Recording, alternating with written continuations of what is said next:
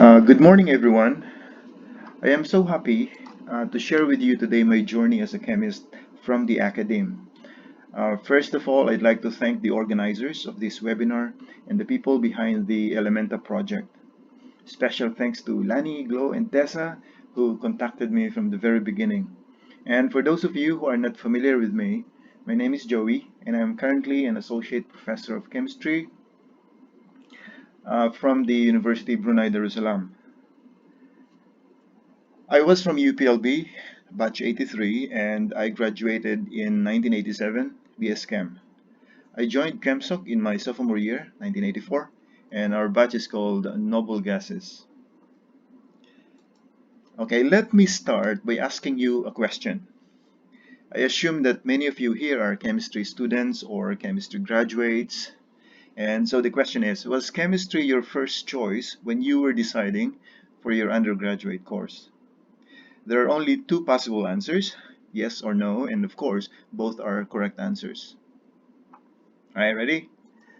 So for those of you who answered yes, these are probably some of the reasons why you intended chemistry in university.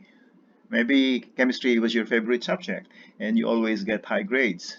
Or your high school chemistry teacher was very good and he's so cool and you were so inspired by him or her. Or your mom or dad or both parents are chemists and you want to follow their footsteps. Or you admire someone who is a chemist and you want to be like him or her. Or you simply enjoy lab work.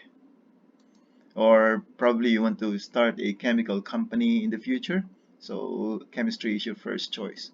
Now, if your answer is no, these are some of the possible reasons.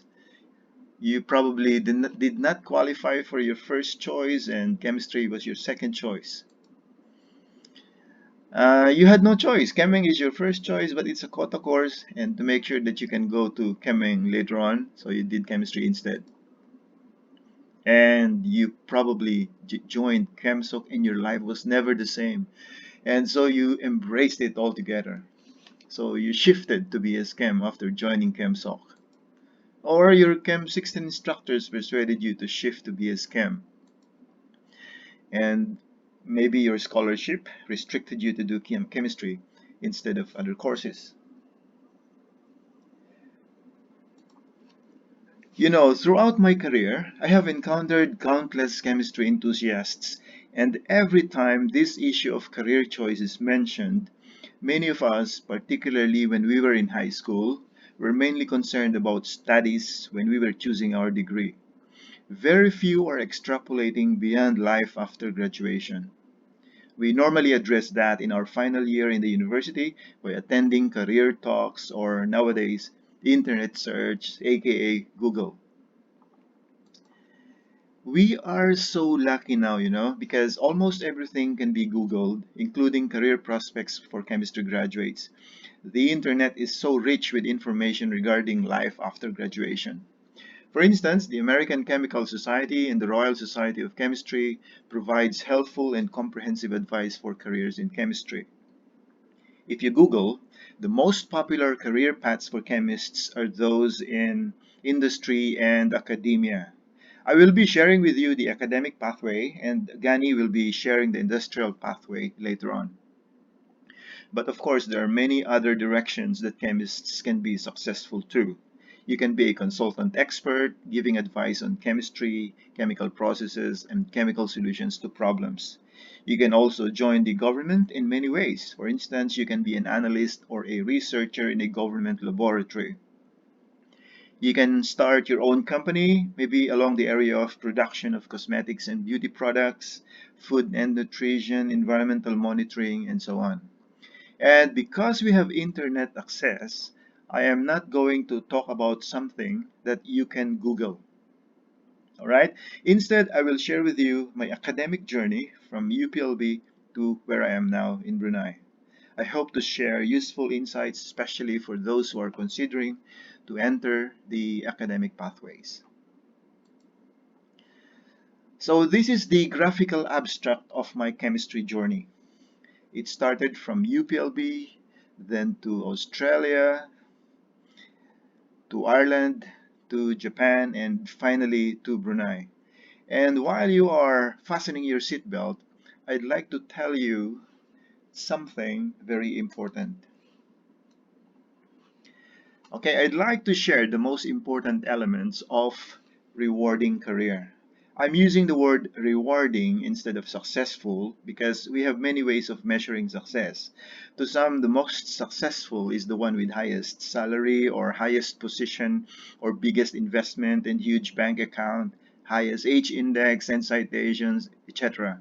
But rewarding is something we measure individually, and we are our own judge. When we say our job is rewarding, nobody can challenge that.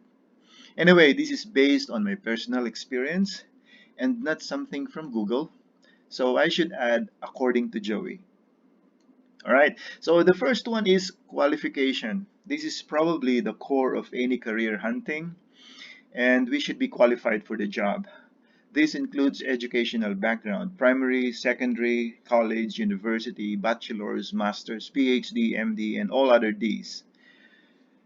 And work experience should consider from the very first post to the latest.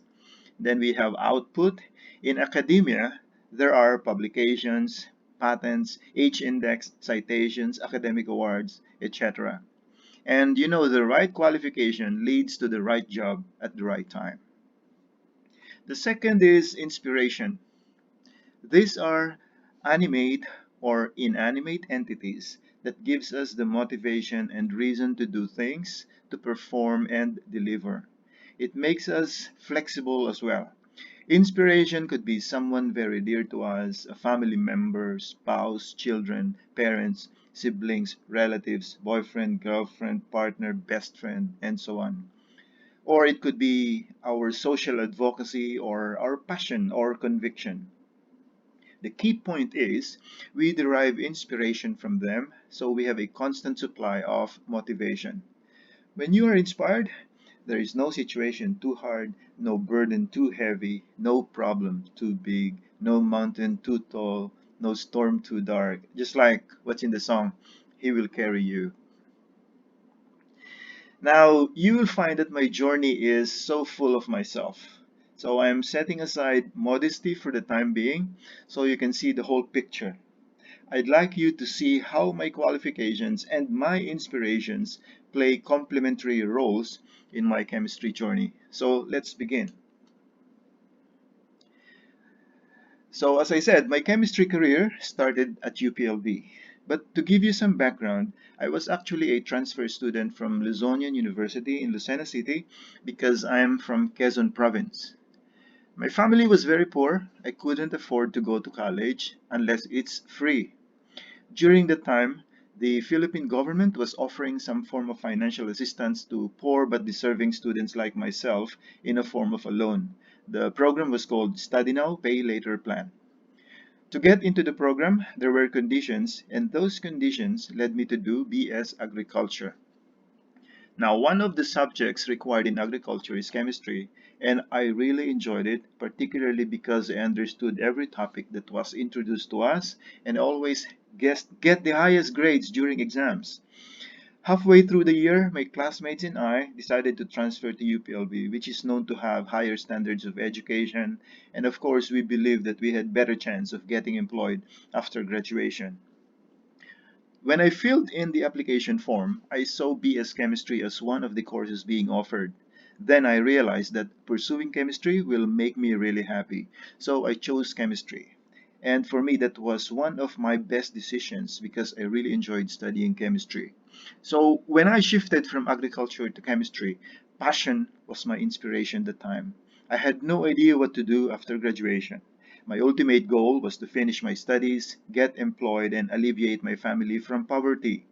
As to the details of my career plan, I had no idea.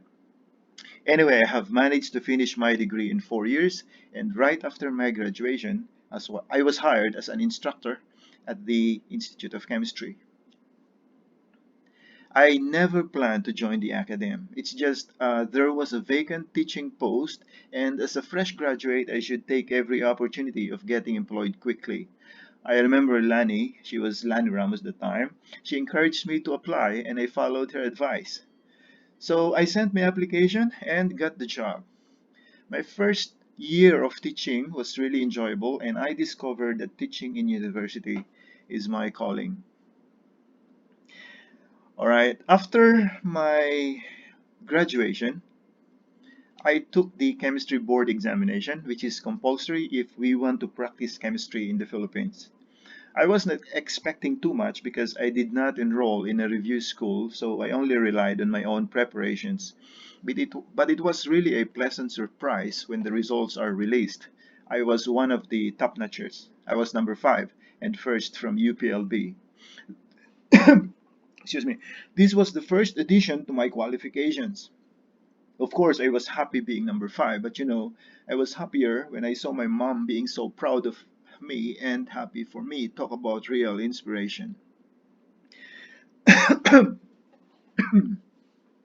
Yes, my mom was my very first inspiration in my chemistry journey.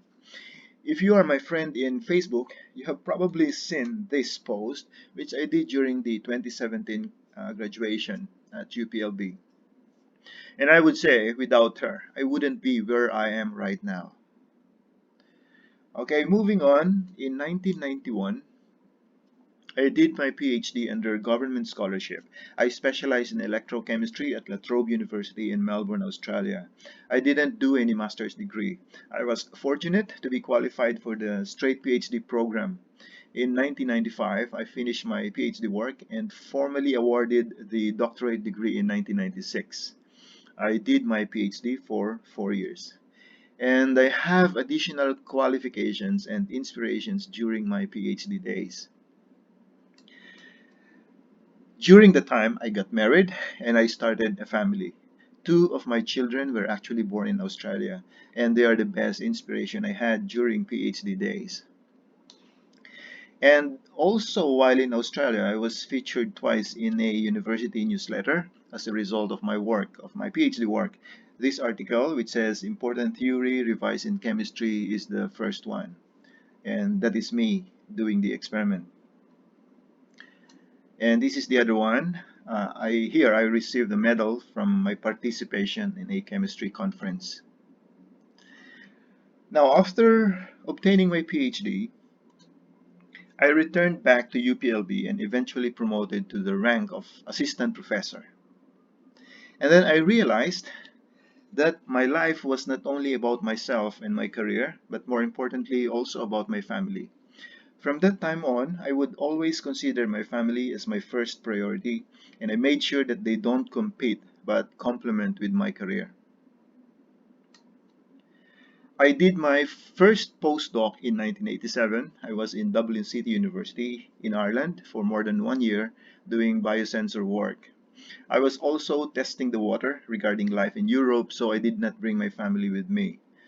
When I realized that many factors were not favorable for my family to live there, I decided not to stay longer, so I went back to the Philippines.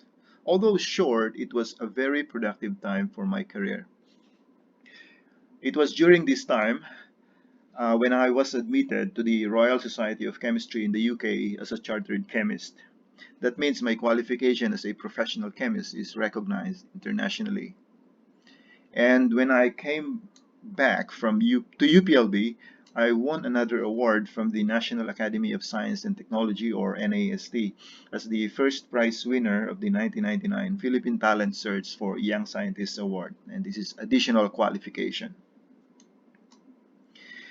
All right, in 2001, I had to make a very difficult decision to stay in UPLB or go elsewhere.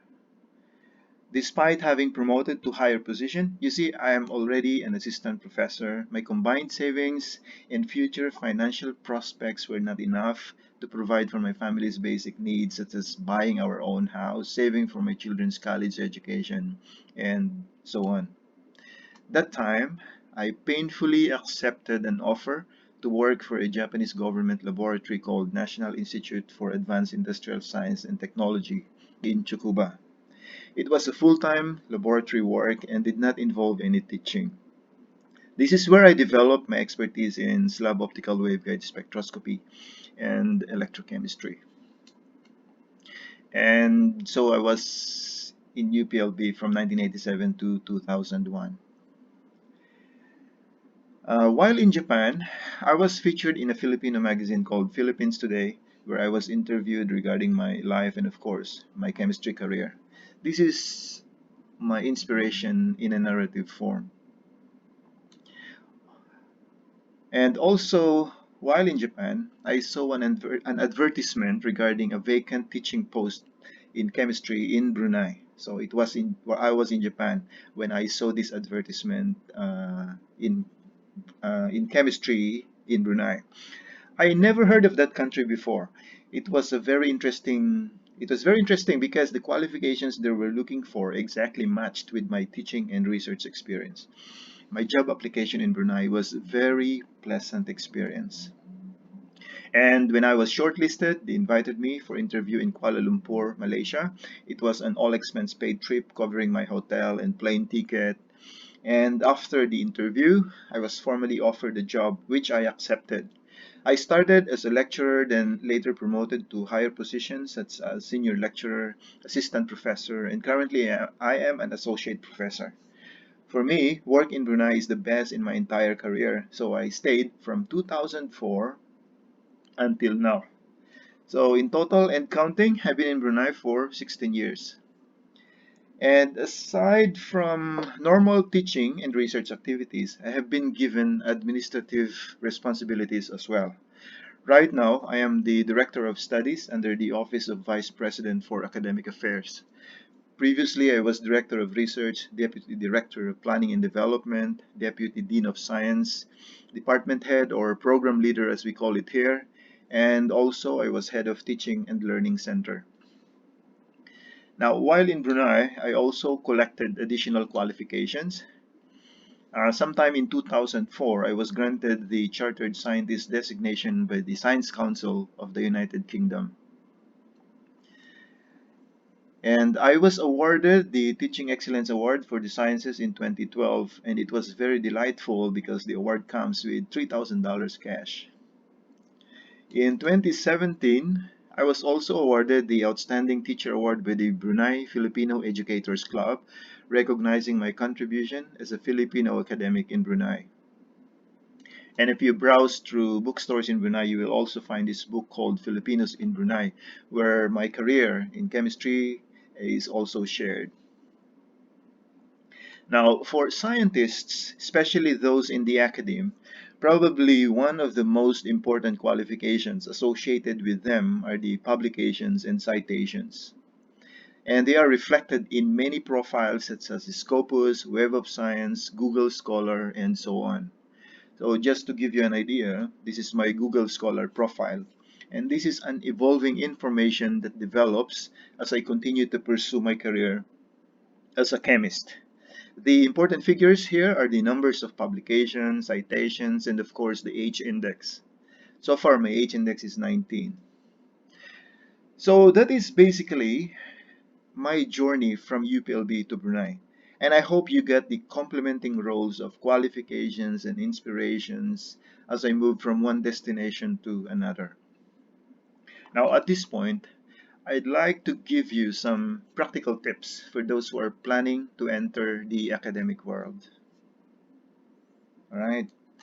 First, you must be persuaded that it is your calling. Your qualifications and inspirations are telling you that university is a happy place to go. You should feel it in your heart. Number two, learn about the academic system.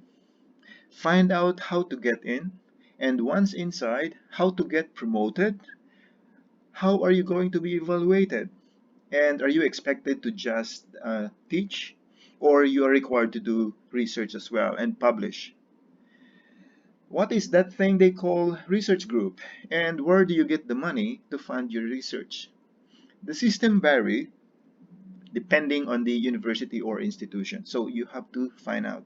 So learn about the academic system. Third, try to find a good mentor. You know, the academic world is filled with bright and successful people who are willing to help young scholars to have a good start. Try to find someone who can advise, guide, and give you encouragement when you start your academic path. I had Dr. Baril, Charlie Baril, right after joining UPLB. And he was giving me advice even when I was already in Ireland, Japan, and in Brunei. Until now, he's still mentoring me in some life issues. Number four, keep skills and knowledge fresh and current. Learn continuously. Never stop learning new skills. Always upgrade your qualifications. Explore the ever expanding computer programs and apps, particularly those that are free and open source. For example, learn how to use Mendeley, ChemSketch, and so on. Learn about the new skill sets in Education 4, which is the academic part of the Industrial Revolution 4. Number five, develop and sustain meaningful professional relationships. There are many ways that your peers and colleagues can help your career progression. They can be collaborators, or they can actually provide letters of recommendation for your next job, and so on. So just be nice with everyone you encounter, and you will benefit a lot from your kindness. And finally, work, get inspired, repeat. You know, smart ideas do not emerge from pure inspiration. We need to work, and I mean hard work. The surest way to get your paper accepted for publication in Nature or Science is hard work. Okay, so I'd like to close with this quote from Confucius: choose a job you love, and you will never have to work a day in your life. Thank you.